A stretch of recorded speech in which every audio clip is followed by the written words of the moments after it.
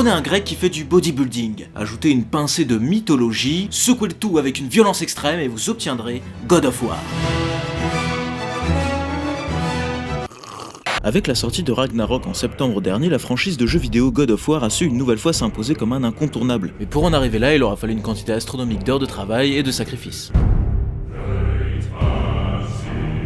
Avant ce renouveau chez les Vikings, Kratos a bourlingué toute une trilogie dans la Grèce antique pour anéantir les dieux du Panthéon. Sorti en 2005 et réalisé par le studio Santa Monica, le premier God of War nous raconte l'histoire de Kratos, spartiate servant les dieux de la mythologie grecque que l'on va incarner et accompagner dans sa vengeance contre les dieux. Le jeu est un beat'em all qu'on peut traduire en « nom d'un petit bonhomme, ça défoule de démembrer des gens sans aucune once de culpabilité ». Surtout les Grecs. Je déteste les olives. God of War devient donc rapidement un jeu emblématique de la PlayStation et Kratos, une icône du genre. En 2010 sort le troisième volet de la série qui va conclure l'arc narratif du chauve chez les Grecs. Cet opus fait un carton et se vend à près de 5 millions d'exemplaires dans le monde. L'impact est tellement énorme qu'il va même inspirer le personnage principal de Cauchemar en cuisine. Wow, t'appelles ça une moussaka? Et 8 ans plus tard sort un nouveau God of War avec un nouveau look, une nouvelle mythologie et un gameplay différent. Le jeu est un énorme succès et la critique est unanime. Et aujourd'hui on va s'intéresser aux coulisses de la production de ce nouvel opus. La réalisation de ce nouveau jeu est confiée à Cory Barlog, qui fait le choix plutôt osé de repartir de zéro. Le but étant de ne pas décevoir les fans de la première heure tout en apportant du neuf au personnage et à la narration. Les débuts de la production sont assez chaotiques puisqu'en parallèle Santa Monica travaille sur un autre projet qui a pour ambition de devenir une grosse franchise du studio. Donc d'un côté on a une grosse équipe qui bosse sur un jeu qui a pour ambition de devenir le prochain banger de la PlayStation et de l'autre on a 4 pélos qui bossent sur un jeu un peu has-been à qui on a laissé 2-3 ordi en attendant que leurs parents viennent les chercher. Mais Sony, confiant dans l'avenir de ces deux projets, casse la tirelire et décide d'agrandir considérablement les studios pour leur permettre de travailler sur ces deux franchises. Et les enjeux deviennent alors immenses. If any franchise were to fail on an epic scale, like just not deliver at all, of course there'd be ramifications. Santa Monica, après 2 ans de production, décide d'annuler son projet Internal 7, jugeant que ce dernier ne remplit pas les attentes du studio. Et c'est soudainement 110 employés qui se retrouvent catapultés dans le projet God of War. Ce qui peut sembler super pour le projet, mais en réalité c'est 110 personnes à qui on doit trouver du travail. C'est comme si vous vous réveillez un matin avec 10 doigts en plus sur chaque main, bon c'est cool pour se gratter le fiac, mais ça sert à rien. Pour ce qui est de l'histoire, ils font le choix de développer le personnage de Kratos, en lui ajoutant une nouvelle profondeur. Ils décident de centrer l'histoire autour de la relation père-fils, mettant en exergue le côté humain de Kratos. Ce n'est plus juste un anti-héros qui n'a que faire des conséquences de ses actes, c'est surtout un papa qui a du mal à communiquer avec son fils. But you have changed. You're not a monster. That is exactly what I am. Not to me. Ce choix est très certainement influencé par la vie de Cory Barlog puisqu'il est jeune papa au moment de l'écriture. Et pour que le renouveau soit complet, dites au revoir à la Grèce antique, aux plages, à la chaleur, à Nikos Aliagas, et dites bonjour à la neige, au froid et aux Pyramide. Effectivement, ce nouvel opus était d'ailleurs pensé autour des mythologies égyptiennes, mais c'est finalement le choix de la Scandinavie qui a été retenu. On était à ça de voir Kratos déglinguer Anubis. Et c'est qui le lion maintenant? Viens me le dire de profil, si t'es un homme! Le fils de Kratos, Atreus, devient la pierre angulaire de la franchise, et tout l'aspect scénaristique gravitera autour de lui, et c'est un nouveau défi à relever pour les équipes. Et oui, vous allez vous rendre compte que la fabrication d'un jeu de cette ampleur demande autant d'investissement que pour celui d'un long métrage, à l'image d'Avatar ou d'un Avengers avec une technologie de motion capture de pointe. Sauf que c'était un peu trop facile, alors en plus de tout ça, toutes les cinématiques seront en plan séquence, c'est-à-dire sans aucune coupure, pour que le joueur soit dans l'immersion la plus totale. Et pour pousser le vice jusqu'au bout, même la caméra est enregistrée en motion capture pour avoir un effet plus cinématographique. Après plusieurs tests, ils décident de montrer une première version de séquence de jeu à un des producteurs de chez Sony. Et c'est le flop total. And he did not have a very good experience, and I still was under the impression it was not a very good experience, not horrified how bad it was. I think that he probably walked out of that room that first time going like, what the hell did we do? We just gave this guy a lot of money to make this game. Did we make a mistake?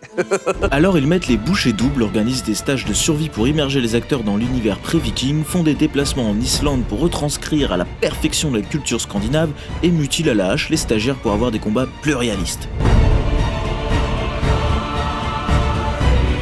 Après 3 ans de production, le studio détient une version alpha du jeu, et c'est le moment de voir si le public est prêt à retrouver Kratos. En 2016 se tient l'E3, un des plus grands événements dans le monde du jeu vidéo. Et c'est dans une salle plongée dans le noir qu'un orchestre se met à jouer une symphonie. Les fans se regardent, le rideau est toujours fermé, tout le monde se demande de quel jeu il peut s'agir. Quand soudain, le rideau s'ouvre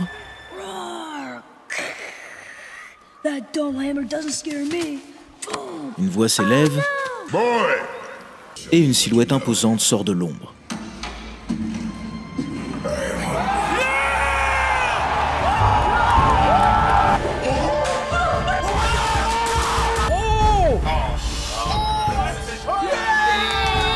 Qu'est-ce que c'est que cette barbe? Seulement voilà, il aura fallu au studio 1 an et demi de production pour faire 10 minutes de jeu.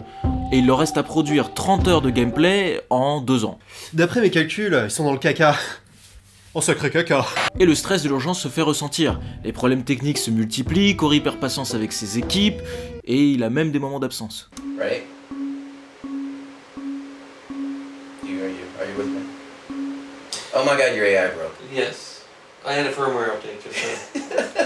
Ce nouvel opus est certes beaucoup plus axé sur le scénario, mais il n'en reste pas moins un jeu de combat. Et après avoir fait tester leur phase de combat à des joueurs externes, ils se sont rendus compte qu'Atreus n'avait aucune utilité dans le gameplay. Il était invincible, beaucoup trop puissant et ne se faisait jamais attaquer, donc le joueur n'en avait globalement rien à foutre de lui. Why didn't the sun ever get attacked? Because someone's just kind of like, hey, I'm here. I'm like your OP, like, freezer. Yeah. OP Freezer? Yeah.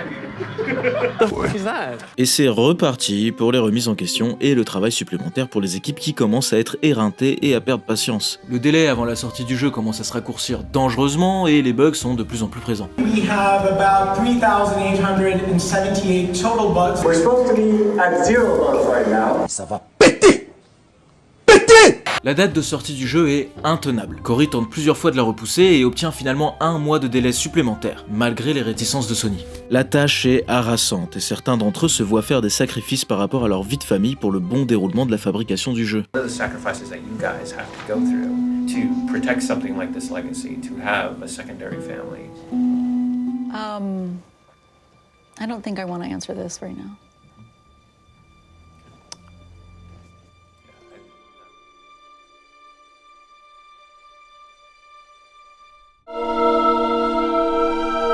Après une dernière ligne droite très compliquée, on approche de la version définitive du jeu. C'est finalement au bout de 5 ans de travail, de sacrifices et d'ascenseur émotionnel que le jeu sort. Et c'est un immense succès. Le jeu recevra des critiques dithyrambiques de toute la presse et sera même nommé jeu de l'année 2018, devant Red Dead Redemption 2. Et ça, c'est pas rien. Il suffit de voir la réaction de Cory lisant les critiques pour se rendre compte à quel point ce projet fut un investissement émotionnel énorme. I'm clicking on games now. Holy shit. That...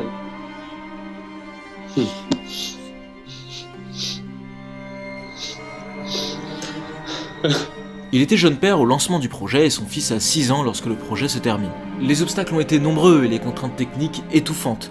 Mais le jeu n'a pas déçu et s'est même offert une suite 4 ans plus tard avec God of War Ragnarok. En conclusion, je citerai Jigoro Kano qui a dit « Plus l'ascension sera longue, plus magnifique sera la vue une fois au sommet ». Et comme a dit Confucius, plus le combat est difficile, plus le lendemain on a des courbatures parce que ça a fait mal de se battre. Merci d'avoir regardé cette vidéo, j'espère qu'elle vous aura plu. Si ça vous a pas plu, tant pis. N'hésitez pas à la liker, à la commenter, à la partager et surtout à vous abonner à la chaîne. Si vous voulez nous aider à financer nos vidéos, n'oubliez pas qu'on a une chaîne Patreon sur laquelle il est possible de donner un petit peu d'argent. Si vous en donnez pas, c'est pas grave, vous vivrez avec votre culpabilité jusqu'à la fin de votre vie. Si le sujet vous intéresse, le documentaire existe sur YouTube, il est gratuit et le lien est dans la description. C'est bon pour vous? C'est ciao!